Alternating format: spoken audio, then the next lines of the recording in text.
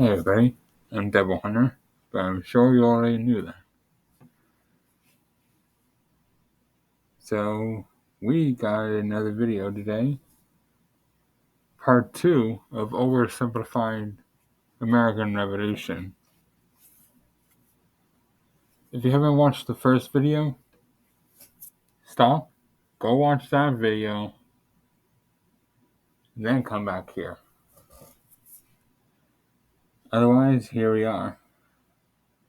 So, if you haven't heard of oversimplified, look him up on YouTube, subscribe to him, show him love and support, then come back here and subscribe. Anyways, on to the video.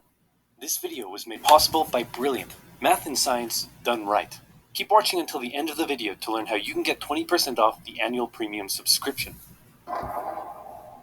Washington's butt was sufficiently kicked. Winter was here. His troops' morale was low. Some just up and left. Washington needed to do something, anything to restore faith in the revolution. The British had spread throughout New Jersey and settled in for a winter of drinking cider and partying hard. Nobody expected an attack in the winter, so Washington started making plans for an attack in the winter. The British had hired a large force of Hessian mercenaries from the German states of Hesse-Kassel and Hesse-Hanau to fight the rebels. It was these mercenaries that were stationed across the Delaware River from Washington and his army. And there were more Hessian reinforcements incoming, but they made an unscheduled stop because their commander got thirsty. No, not that kind of thirsty.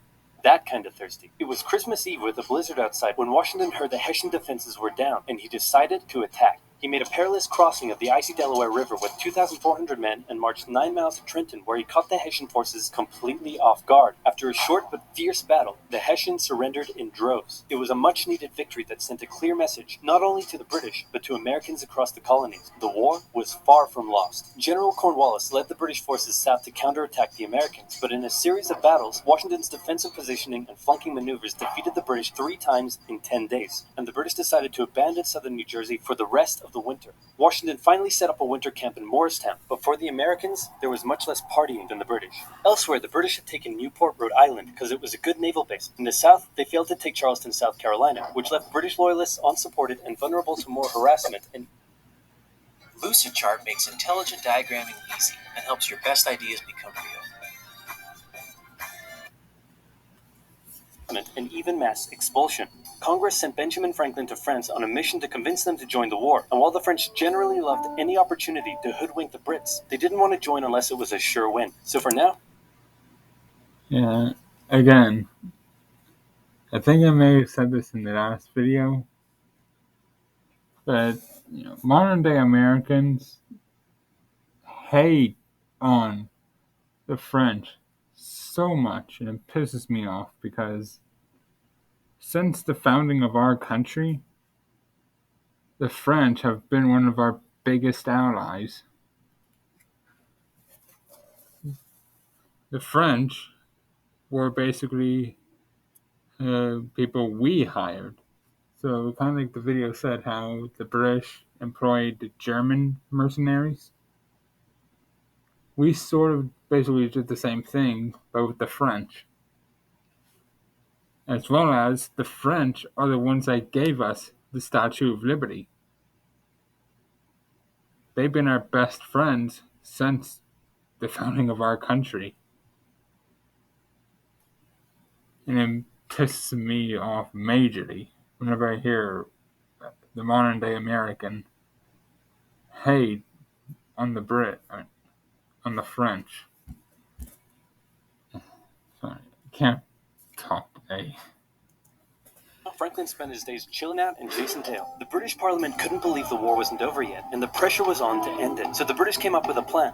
General Burgoyne in Montreal and General William Howe in New York would advance through the Hudson Valley and meet in the middle, splitting the colonies in two, and thus screwing over the American communication lines. Burgoyne began his movement south, and after taking Fort Ticonderoga quite easily, he then came across heavy American resistance. So he sent Howe a dingle-dongle asking if he'd be showing up anytime soon. Meanwhile, Howe had completely abandoned the plan and gone for all-out personal glory by capturing the American capital, Philadelphia. He defeated Washington and his army at Brandywine Creek by using the old hit him with a decoy and flank him from behind tactic, and Philadelphia was now in British hands, forcing Congress to escape to York. But Burgoyne was left on his own to face the ever-increasing American force in Saratoga.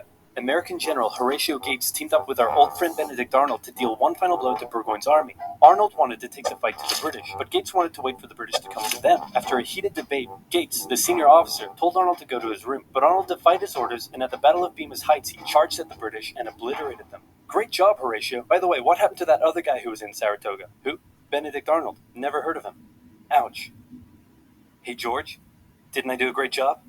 Taking Philadelphia and all? Didn't I? You're fired. Both Burgoyne and Howe returned to Great Britain, leaving British General Henry Clinton to take charge of the war. And the war was about to take a nasty turn, because with the victory at Saratoga, the French were finally ready to join the Americans. All right, Benny, we're in. Hey, isn't this kind of funny? You know, because you're a republic trying to overthrow an absolute monarchy, and I'm an absolute monarchy helping you? Like, could you imagine if your revolution inspired my people to revolt against me, and then they imprisoned me and all my family, and they chopped all of our heads off? Could you imagine?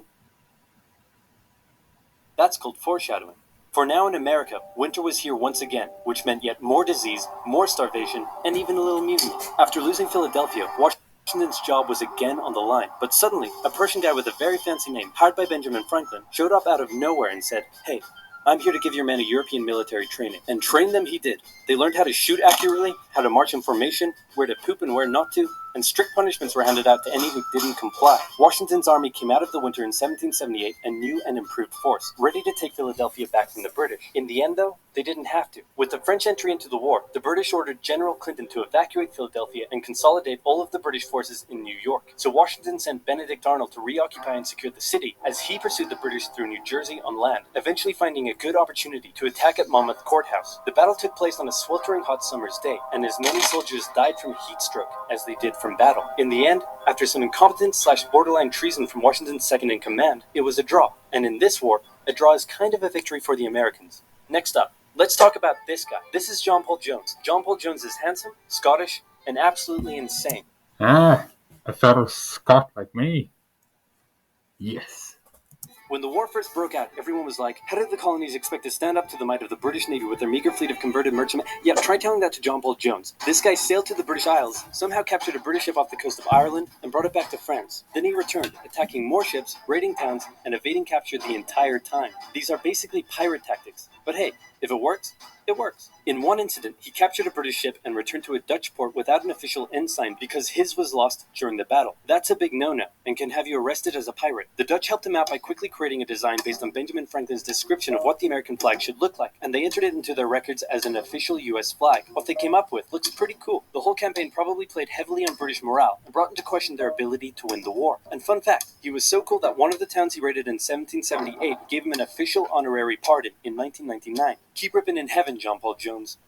You're an angel now. What the Continental Navy was lacking in resources, though, the French entry into the war made up for. The French began with naval skirmishes in the English Channel, and they sent a large fleet to America, although it sustained a lot of damage in a storm off Rhode Island. The Americans were hoping for a bigger commitment from the French, so John Adams went to France to help Benjamin Franklin continue negotiations. Oh good, you're finally here. Check this out.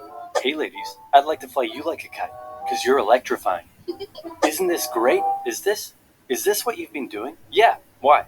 We were sent here on a diplomatic mission to secure military support from France, not to philander with the locals. Wait, no, ladies, come back.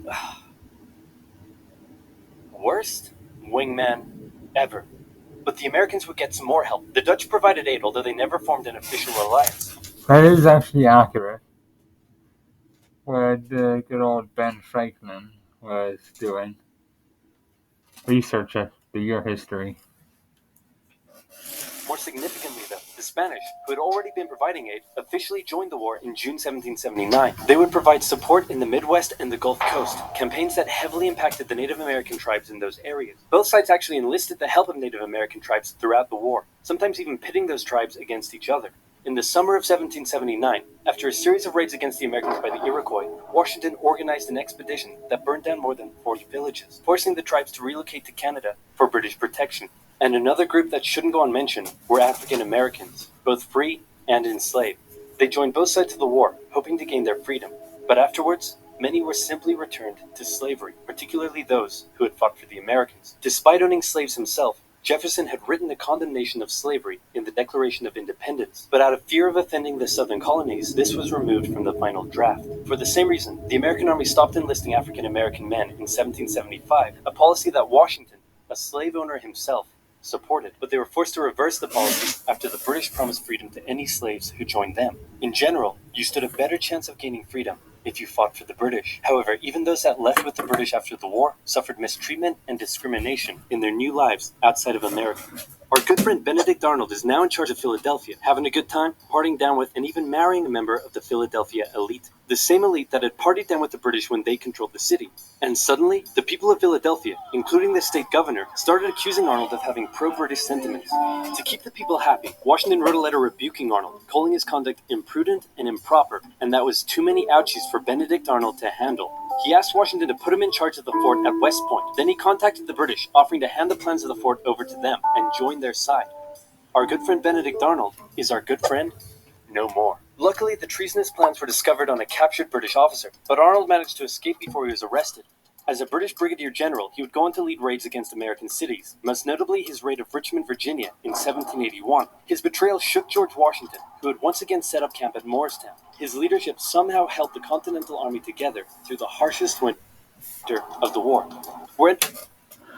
Thank you, Representative Elaine Luria, for I know prioritizing get us and politics investing out in of clean energy jobs right here modern in day Virginia. politics. No. We're entering 1780, and Parliament was hopping mad that the war still wasn't over.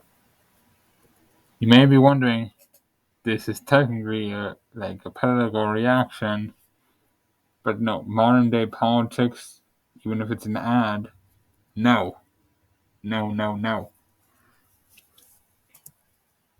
Over. The British debt was soaring, and despite taking parts of Massachusetts in late 1779, the North was in a stalemate, so the British decided to make a major shift in strategy to the South, an economically rich area with a higher level of support for the British, or so the British thought. A year earlier, they had captured the underdefended city of Savannah, Georgia, easily, and a joint American-French counter-siege failed. Now, they laid siege to Charleston, South Carolina.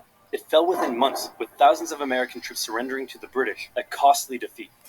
The British quickly moved to take control, and they sent stereotypical Hollywood villain with a British accent Bannister the Butcher Tarleton into the backcountry, where he hunted down rebels and destroyed them with ruthless brutality. The British presence also inspired local loyalist militias in the backcountry to rise up against their persecutors. The British really seemed to be onto something with their new strategy, and the ball was very much in Washington's court. I'm gonna send my most loyal general, Nathaniel Greene, to the south to stop the British. Gonna have to overrule you there, George. We're sending hero of Saratoga and your biggest rival, Horatio Gates. Watch this, George. I'm gonna save the day again. Everybody will love me, and I'm gonna get your job. Here I go. And he got into one battle with Cornwallis, got annihilated, and ran away.